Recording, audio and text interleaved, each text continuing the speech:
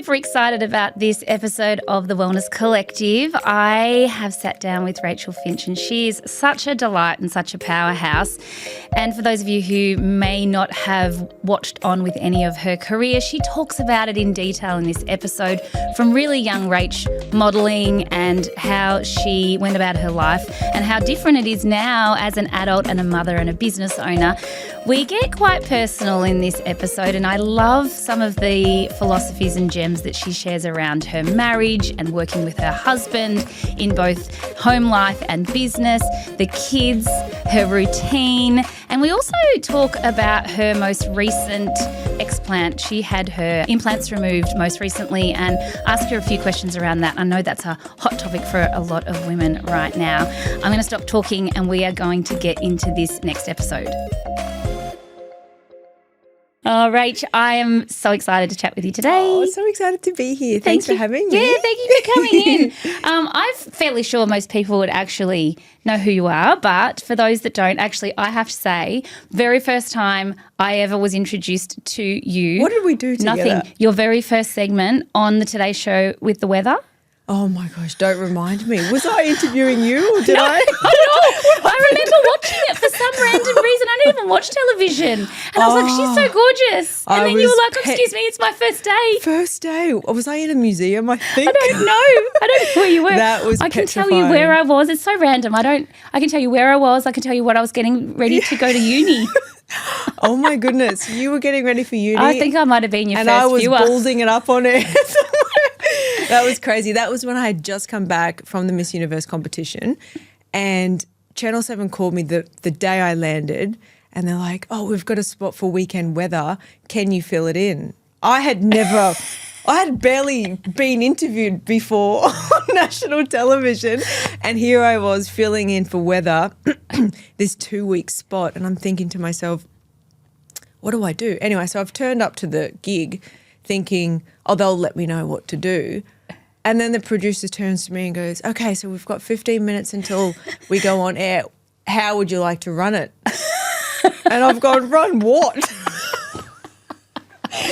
And he's like, well, I think it was a museum that I was standing in. And like, I admire and respect history and, museums, etc. But it's not my true passion. It's not what I choose to go to first. This is getting funnier. Oh, anyway, so I'm sitting there going, 15 minutes. What are we doing? Okay. This dinosaur looks good. Let's pick that painting and I will speak about that, and we'll just go to the weather and I'll read the forecast and then I'll throw back and then we can sit down and figure something out. It was the most difficult 2 weeks of my life, but a really good example of how I've actually continued to live my life. Right. Because whilst that sounds really crazy, I love putting myself in really difficult situations. For me, it's that moment of growth and challenge that I crave in order to keep growing as a person and learn more about myself. So I'm looking for those experiences and circumstances that are like sticky, yucky. I don't feel comfortable here, but I crave it and I get so much from it. So it was hard. I got through it it was absolutely terrible. It was the worst 2 weeks of weather history. By the end, I'm still crying from laughter. I bet by the last 2 weeks, you were like vastly different from when you started though. I was, but I just wish I would have had more preparation, and I wish I was told a lot more before I did it. I think they just assumed that I knew what to do. And they were like, yeah, great. She's just done the Miss Universe pageant. She'll be fine. Yeah. And pop her up there. Exactly. And she'll be great, Well, this is what I wanted to sort of go from that point, because you are always growing and you are always evolving, and Rach now is very different to Rach then. But I wonder if you can kind of talk about that in a sense of how is life different now to then in terms of your health and how you're dedicated, because you're very public with how you live a very healthy lifestyle and it's very motivating. It's completely different. I think all of us, when we are young, especially teenagers, we think we know everything. We think we have a great handle on life, on people, on experiences, on what we want out of life, on what's going to make us feel good. And And as life comes to the forefront and we experience so many different encounters and go through different relationships and people and work, etc., we just learn so much about ourselves. And for me, that health aspect of my life has changed so much and it has evolved. And I've come from a place where as a teenager, I grew up playing sport. So mum says she can remember me running down the athletics track with nappies on. So I was so adorable. But I grew with that, not understanding of my body, but I just grew with a constant flow of work with my body. Right. I just grew up playing sport. We were a very sporty family as well. So we would go water skiing every Sunday. And it wasn't until I left school and started traveling for modeling where I had to start looking after myself. That's when I started to think about, maybe I need to start looking after myself. Modeling is my job now. I need to be aware of how I look. So that was when the awareness sparked, but it wasn't so much in a health arena. It was just in a physicality space. How do I look? The aesthetics. What is my size? How many calories am I consuming, etc. So that, as you know, can be quite dangerous for a young person. So I went from sport, randomly just entering a modeling competition, getting into the modeling industry, started traveling on my own for work all around the world, living in different countries, different apartments on my own, having to navigate new countries. And then sort of coming into this space where I come back to Australia and sort of just got flung into the world of media and all that sort of stuff. And then had to really just decide how I wanted to look after myself. And that's when health and wellness become a real priority for me, particularly when Misha and I decided to have children. And when you become a mum, you really think deeply about what type of person that you want to be and what type of person you want them to see. I think that's really important, actually, the modelling, that as in modelling for our children and leading by example. I said this in another podcast interview recently. A lot of parents will say, how do I make my child do something? How do I make my teenager eat better? I'm like, you can't. Correct. You can only be the example. Exactly. But if you can choose for that to be the example from a very young age, you create well, I call it home base. Like even though every teen has a right, I think it's a God-given right to experiment and like go, I'm not eating what I remember moving out of home and I ate KFC for a whole year. Yeah, because my mum was so meticulous without nutrition that I was like, freedom. Yeah. Until I realised I was sick, I was overweight, my periods were awful, like all of these things. So I came back to home base. And it was just innately in me. Correct. It was like a part of your DNA. Right. I worked at a fast food restaurant from the ages of 13 and 9 months, the moment I could get a job, for about 2.5 years. I would have 2 crew meals when I checked in and when I clocked out. And that was just normal for those 2.5 years. I didn't think anything of it.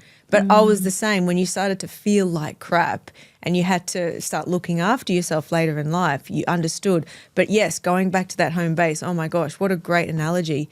Because we always say, like Misha and I always say to each other, whatever we do is what they will hopefully know and understand later in life. So yeah, you can scream and push and yell as much as you want, but if they're seeing you every day come upstairs at 6 a.m. as soon as you get up, have that glass of water, sit down for a meditation, start your day in a calm manner, make things from scratch, make as much as you can, every meal from scratch, source different ingredients, also explain why you're doing certain things. Subconsciously, they're going to grow with this beautiful blueprint and foundation of who they are as a person.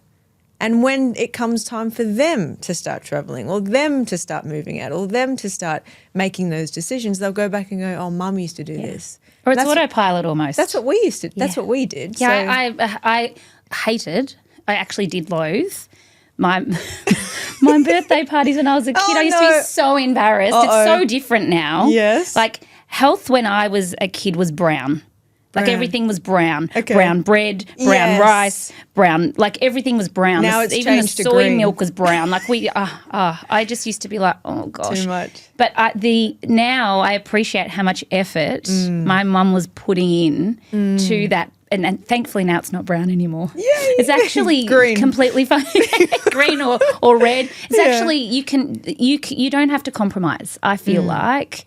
The alternative is a compromise, in fact, for us. But it's very interesting how that has changed from when I was a kid, and I'm inspired by that now. But actually, as a kid, I was not. But there is a line of too much. You know, people think that I'm too much. They call me an almond mum. They criticise me for this, that, and the other, and they see a snippet of what I show on Instagram, or they might. I actually show quite a wide variety of things on Instagram, the good, the bad, the treats, the healthy, but they check in. They must just check in on the really that day. On the green smoothie day. They do check in on that day. And they see that, and then they make this harsh opinion that that's all my kids are getting. And then I'll get messages like, Violet's too skinny, she's going to grow with an eating disorder and she will hate you.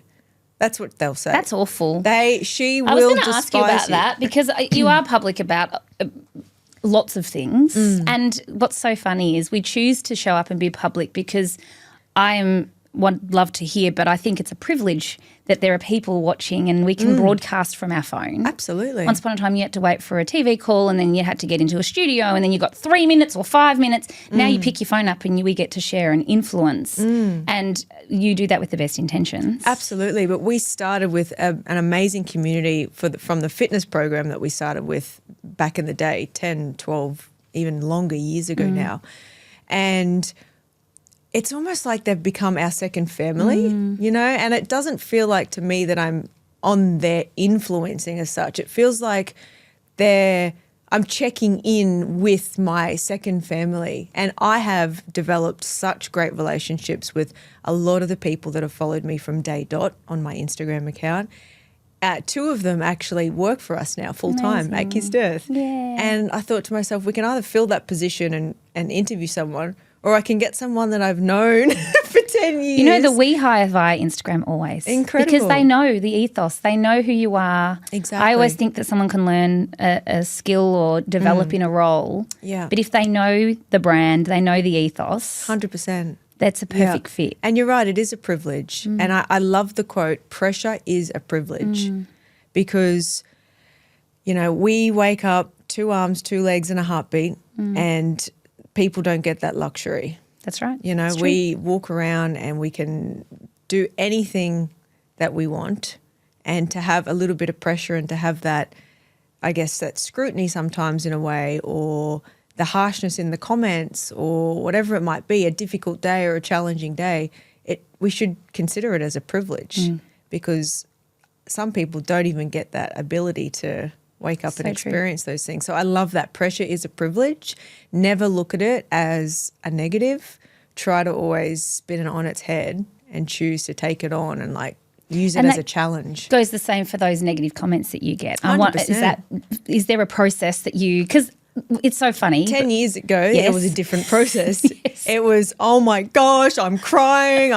It's a sob story. Misha, oh my God, my whole career is. Now it's like, I think we've got so many of these comments now that we're just like, it's hilarious. Yeah. And you know what? That whole age-old saying of hurt people, I think more than anything, I just feel sorry for the people that have to feel like they need to comment in such a way to hurt somebody else, to actually personally attack someone. I actually just can't believe it sometimes. No, it's one thing having a comment on an issue and voicing your opinion on what you think about something, and I welcome that. I love that, because that's what makes you better. It's like deciding on a new product. Right. You know, Misha and I are like, let's do this, let's make this, it needs to be this. Even the name, the packaging, all of it. We're constantly like finding that perfect, that perfect marriage of what he likes and what I like. It's the same goes with comments, criticism. You want that because you want to develop the best possible outcome. Yeah. Yeah. However, when it's a personal attack and someone reaches in deep and says that your child will hate you, or you're a disgusting, what was it yesterday? You're a pathetic excuse for a human. That is different. Oh my goodness. That's different. I mean, you're also have enough knowledge to be able to go, okay, well, you're triggered and that's actually on them. You know that logically now. Yes, and that's what I'm saying. I actually feel sorry for those type of people because I truly believe that if I walked past that person in the street, They wouldn't say anything. they would look at me and we would share eye contact and there would be a understanding of human empathy and it wouldn't exist. That comment would not exist in real life. And that is the downfall of the online space, the digital space and social media. 95% of the time it is phenomenal, it's amazing, and it is the most uplifting, warming, supportive environment. But just that minority that just like, And we have to be really careful because it's like anything in life, that 1%, not even 1%, the 0.01%. Correct. It is such a small, Yeah, but it's still there. It's loud. Yeah. So fast forward, because we talked about early Rach, having kids, and touched on that a little bit with Violet and some of the comments that you've gotten. How has having kids changed things? Dramatically. Yeah. It's funny, when we were first deciding to have children, I was 23 or 4 when I fell pregnant with Violet, super young. Like in nowadays, yes. it's considered quite young. And when I remember when we were thinking about falling pregnant, I said to Misha, no, that's it for my career. Like my career will end. I won't be able to do anything that I'm doing now, as if I'm going to be able to walk on a runway or do swimwear or be a brand ambassador. No one's going to want a mum. And in fact, it was the complete opposite. It was the most beautiful, warming, loving, the best thing that had ever happened to me. And it's obviously taught us so much about who we are as people, the priorities in our life, what actually matters. And physically, it's changed so much as well. It's changed our routine. It's changed our schedule throughout the day. It's changed how we, move and shift things throughout the week. Of course, It'll keep changing. priority is them. Absolutely, but we love it. I loved the days when my kids were actually little, and my husband and I used to work out together in the evening. We'd drop the kids off to my mother-in-law's. It was excellent. It was like drive-through food on the way home from her. So we'd pick the kids and dinner up. Yeah. It was excellent. And then the kids got to an age where that didn't work anymore. And now the kids are at an age, they're older, and we actually work out together in the morning. And the kids are old enough to be at home on their own. So it's completely fine, but it's done a full flip. Yes. Isn't that beautiful? Because it keeps evolving, it keeps changing. But it also, I think it's really important. I love that you said this, because there is that 23-year-old listening that career is priority and taking off, and she's probably thinking the same things that you were thinking. And it's inspiring to hear that your career isn't over. You make it just work. starting. You make it work, and people always say, oh, I'm just waiting for the right time. I'm just not sure.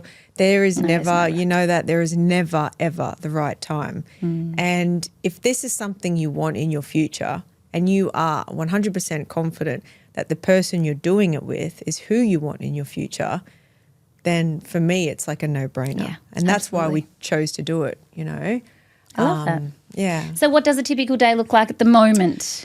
Because I feel like it's changed a little bit again, because Dom's at school now. I feel like, how Is Dom at sometimes school now? He's at school, Yes, so 7, that's a bit year different, 2. yeah. You know how sometimes you do those reels like, spend a day with me? Mine changes weekly. So does mine, but let's just say. And I feel bad because I'll say something in one week and that's how we're doing it. And then the next week it's like tennis practice has changed from Mondays, Tuesdays, Wednesdays and Thursdays to now Friday, Saturday, Sundays. Like it's all different. Yeah. It is different. But you do have a rough routine. 100%. You have your own routine. And is it always more a morning routine, a nighttime routine? I know that's cliche. There's actually both. Morning and night is that priority for me in terms of getting things similar or the same. It's the midsection that always changes from work, school and tennis practice and Kumon, etc. But the morning and afternoon are essential. If we're talking setting yourself up for wellness, priority and feeling your best, it's that getting up first thing in the morning, usually half an hour before the family wakes up, having that big glass of water, sitting, meditating 20 minutes. Literally, like people say, why do you get up and meditate? Haven't you just slept for 8 or 9 hours? I'm like, subconsciously, we're still thinking when we're asleep. So we're still processing thoughts. And I don't know about you, but sometimes I even wake up and I've got my clenched jaw and I've been thinking about things, obviously dreaming when we sleep. So when I get up, I like to brush my mind, so to speak, not think of anything, go into this complete state of like nothingness. Then I start the school lunches. I make the kids the breakfast. I'm in a happier space. Straight away, I feel clear. I don't feel affected by anything I've thought about in my sleep, or subconsciously we may be carrying something, some negative energy. So I feel really good to start. Then I get the kids dressed, ready. Well, they dress themselves now, but how nice is that transition from having to put one arm in? The simplicity of not having to find and put socks on. I hate that job. Wait till they can make their own lunches, although I still do it, but they are at an age where they can. Like, I'm away at the moment and I'm like, you're just going to have to put it together, guys. Correct. Yeah. Yeah, and I've been getting Violet up. Come on, you start the eggs, crack the eggs into the fry pan, watch it because it's hot, and she's starting to really do things with me now. She's 10. I think that's a reasonable age to start. So that morning. And she wants to do it though, and doesn't she? She loves it. Yeah. She loves it. Dom, a little bit still young. So that morning phase is that. And then it's my coffee, my breakfast, and then I get out and start the day. So whatever it might be. It could be I'm in the office. It could be I'm working from home that day. It could be we're doing product development, marketing strategies. We're on team meets. It depends what it is. Then the afternoon, I leave at 2:30 to go pick them up. That time from 9 till 2 feels like I've sent one email. It's literally like you're looking, you're like, oh, wow, they're here. One email and I'm thinking, okay, I've got to go, guys. I'll catch you later. Then the afternoon shift starts. So school, sport, homework, etc. That sometimes bores me to bits in terms of like the taxi driver and the homework especially. It feels like I'm pulling teeth because it has to be done, and it is that disciplinary routine of this is hard in life, and this as adults we have to make the commitment to sit down and do it and continue to do it because it's a part of life. This is what we're teaching the kids. Well, and the thing is, the more you do that, the more they just expect that that's what comes next. Correct. They're not arguing with you about it. But it's also sitting down to do it, or sitting down to just do it, or sitting down to do it to the best of your ability. I think there is a fine line. That's why I'm trying to sit with them and I'm trying to get the most from them. I'm not just sitting them down and go, open the page and do it, and they just scribble around. I want them to think about it. I want them to be proactive with their decision-making process and understand that if they think at an efficient rate, they'll actually be able to do it quicker and better. So I'm trying to teach them that thought process, and that's really difficult because what Dom requires is different to what Violet requires. The language, like Violet brought homework home the other day and it was like the gold rush era and like, oh my God. Then Kelly, oh my God, who the hell was he again? And I like, I forgot. Well, you forget, we know who they are, but we forget what they did. Correct. Yeah. And, it's a long time ago. I forget all the momentous periods of time that he was there and what he was doing. Or exactly. the order even. Like I knew he was a very significant bush ranger and I knew that he stood up for but yeah, I had to like refresh my memory and it's talking about and I was like, then you feel accomplished at the end of it. Correct. To teach is to learn twice. Correct. But it's more about understanding the decision-making process and how they go about answering something rather than knowing the answer to something. I always say to Violet, it's not about knowing the answer, it's about knowing how to get there. Yeah, my kids love to give me the answer. I know. Jordy's like, I don't know how to work that out. I just tell you that this is the answer. I'm like, great, mate. So you kind of need to show how you got there. Boys are so different to girls, aren't they? Yeah, they really are. And then the nighttime routine is very similar as well, the wind down process. I make sure I try to get off technology an hour or two before bedtime like we all do, but it sometimes never happens. We try. The intention's there. Yeah. Yes. And then just winding down before, like sleep for me is a huge priority. So making sure I'm getting that 8 to 9 hours. And I don't know, I feel like that newborn phase was the hardest for me because it was such a difficult period of waking all the time, which disturbed my sleep, which then made me feel like a zombie all day. And it's over. It's gone. And then everyone says, do you want a third? Well, Olivia, My 16-year-old begs for a third. You're Constantly. kidding. We got she had to wait quite a while for her new bed. Yes. And when it finally arrived, I messaged her. She was at school and I said, I've got a surprise for you when you get home. And she said, there's a baby sister coming. And I was like, oh gosh, no, it's your bed. Nothing was ever going to be as good as the baby sister coming. She asks all the time. No, that's not happening. I want to talk a little bit about Kissed Earth because you've created an incredible health brand that's standalone on its own, and I think that that's something you should just be so proud of. you. But it's been a process. Yes. And I feel like even though I look and I blink and there's now a big range of products. 30-something products. That didn't happen overnight. No. Yeah, it's been a phenomenal journey and not something that we just set out to achieve. Like we didn't one day go, we're going to create this wellness brand and set it up. Was it It was by sometimes you create accident. the things you want? Well, oh, yeah, of course. All the Right? products have been driven by my own personal wants and That's right. needs to start. And now they're driven by our customers' wants and needs. So Love that. it has been such a magical journey because I've been able to do it with Misha, but it did not start from let's create this amazing brand. Let's, that's a big dream or goal of ours. It was literally, remember we had the fitness program, Body by Finch. So our community members, we had about 5,000 active members. They all started asking us questions about collagen and protein powder. And we went into this quest on the side and met with like a whole heap of different manufacturers and people in the space, like wanting to give the genuine feedback to our ladies on hand on heart, what can we recommend? And we took all the best proteins on the market and said, which one would you recommend? And they were like, any. I'm like, how can that be? One's $100, one's $30, and one's $50. Well, they've all got the same products. That's just marketing costs. Like, How? and I was like, okay. So we knew after diving into the research and getting to the crux of the ingredients and the fillers and everything else that they were putting in these products, it just wasn't good enough for us to recommend. And it wasn't also good enough to give to our own children. I was going to say, or for you to use. Correct. So we knew that we had to create our own. And it was literally just to make for our For them. community members. Amazing. And for us at home, to have a tin at home for us to use.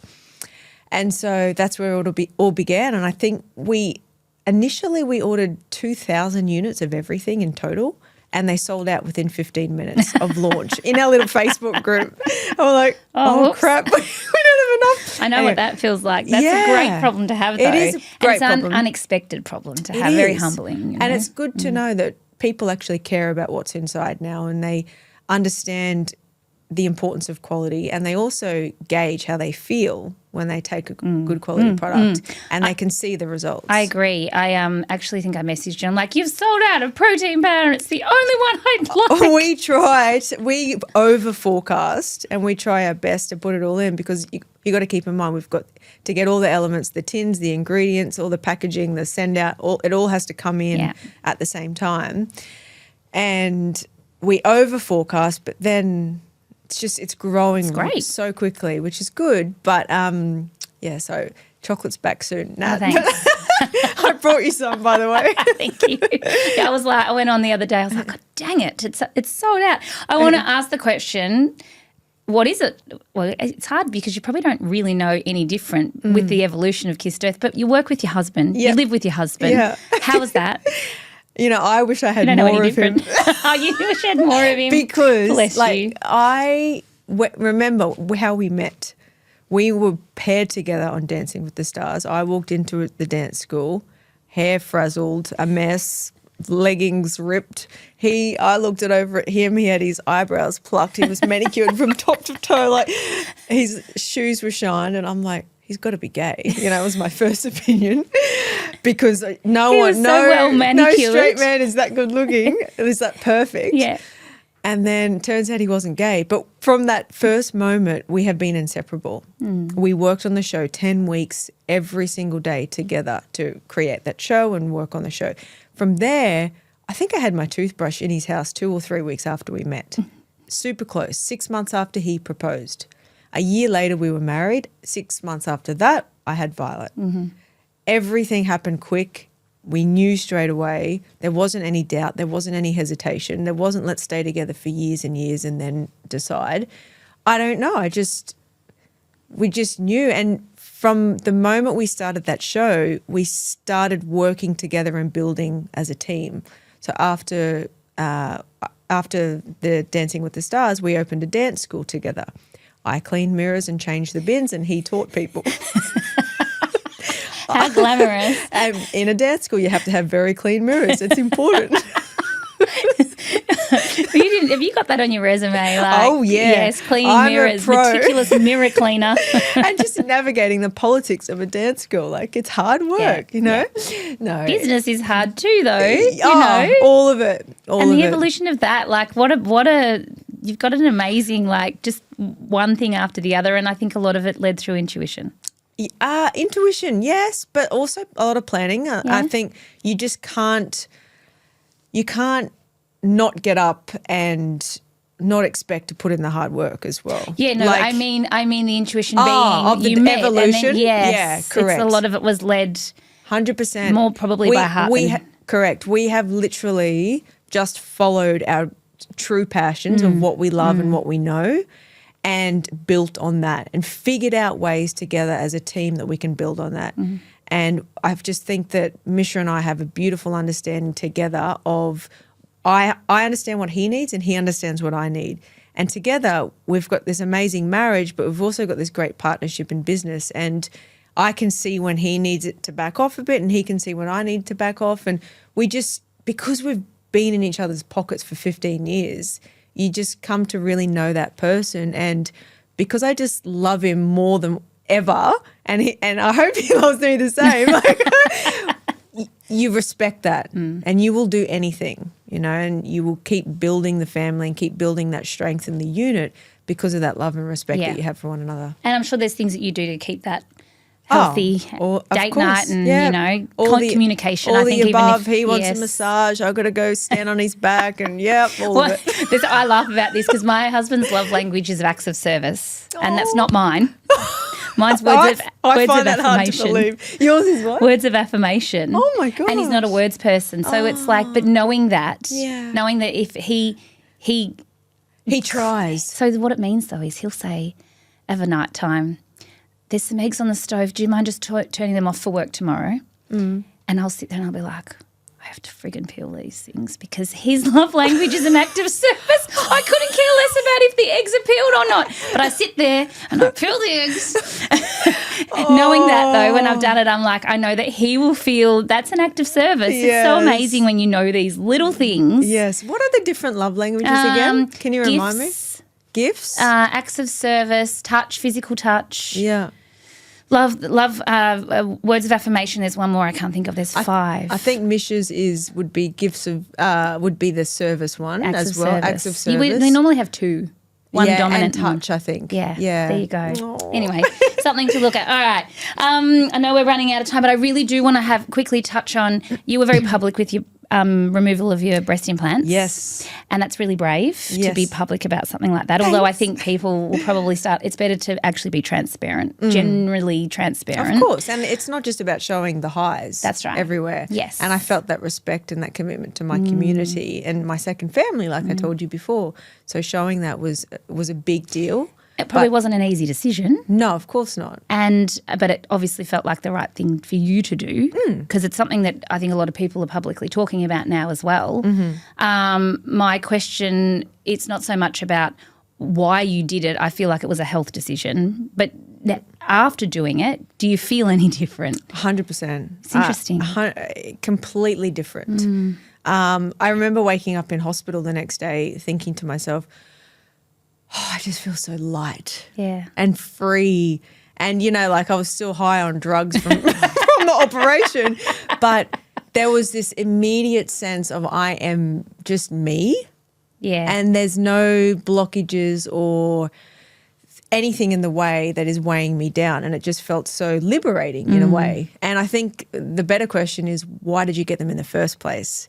Okay. And going back to what we were saying before, as a teenager, you think you know everything. You think you know what is going to make you more confident. You think you know what is going to get people's approval more. You think you know exactly how you want to lead your life at that point in time. And the fact is you don't. So, you know, we all make decisions when we're that age about our body or about our life that in fact is not the case later and is not your truth later.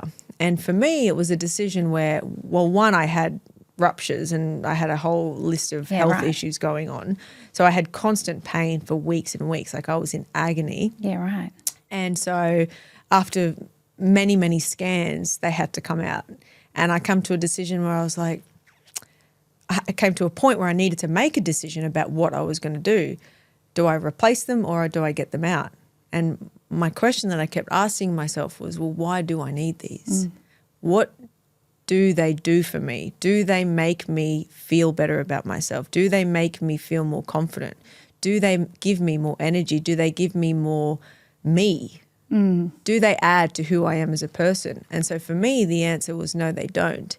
And they don't determine my worth or they don't make me any better as a person. Right. And my husband also agreed with that. Right. And it doesn't change how you feel in terms of confidence or how you show up. Not at all. Right. I think confidence comes from such different things for me anyway. Yeah. And again, each to their own. Everyone is so entitled to love and do and choose and make decisions based on their own personal opinions and what makes them feel good. And that is entirely different for everyone. But for me, hand on heart, I thought about this deeply for weeks and weeks. It wasn't just like, yep, nah, don't need them. No, Right. I obviously had a really good think and spoke with Misha for weeks and weeks about it, you know, because it was a big decision. I also, which was the icing on the cake and which was also the tipping of the scales in terms of the decision-making process, was what type of an example do I want to set for Violet? Do I want to tell it, eventually when she becomes older and she realizes that I have them, do I want her to look at me as a woman and say, if I don't like something about myself, I can just go in the hospital, go under and have an operation and change it? And that was a big decision for me. And the answer for me was no. I want her to be as confident in her own skin as she possibly can. Yes, we change our hair color. Right. We might put mascara on. Right. But there's a fine line of the difference between the two, let's be honest. So for me, it was the feeling of what example I was setting for Violet was probably the most important thing for me. And I want her to grow comfortable in her own skin and have the reassurance that no matter what she looks like or what she's been given from birth, people should love her for her and she should respect herself enough to be comfortable in her own skin. And I have to set that example. Yeah. I agree. And it's one of those things that it's individual. It's an individual choice. Of course. And not made lightly. Yeah, absolutely. How old were you when you got your implants? 17 turning 18. And I want to know, my final question is, what would you, not necessarily for the implant scenario, but what would you say to the 17-year-old now? Yeah, I would say start investing in your health now. You don't think of it when you're that age. You just think, oh, it's all good. And, of course, you need to enjoy life. But I'm talking about just switching on that thought process of like what principles, routines, regimes can I start putting in play now that are going to set me up to be a better person in the future? Because it actually does start that early. And I'm talking those small little morning routines, just have that glass of water as soon as you get up, flush your body out. Mindfulness, meditation, something that helps clear your thoughts and get you in a positive headspace. Positive thinking principles and how you can change negative thoughts into positive ones. The commitment to hard work and dedication. All of these little things, if you implement early and do your best to start them earlier, will set you up for a much more holistic, happy and healthy and successful future. I think it's so true. I am every day helping to support women with where they're at in their health. Because, of course, we have to meet someone with where they're at. But I think about this all the time. If we actually were forecasting and thinking about the future, and we have to live in the moment, but I think it's really important that we we embody that. I think Correct. it'd be a very different world that we live in. Correct. And it's up to us as parents to teach our kids that. You know, they come home from school with a stack load of academic work and, you know, I understand they have to do it. But in the back of my mind, I think what they're learning at home through us is trumps any lesson they'll ever learn at school. And that's why I'm so, Misha and I are both so hands-on with our kids.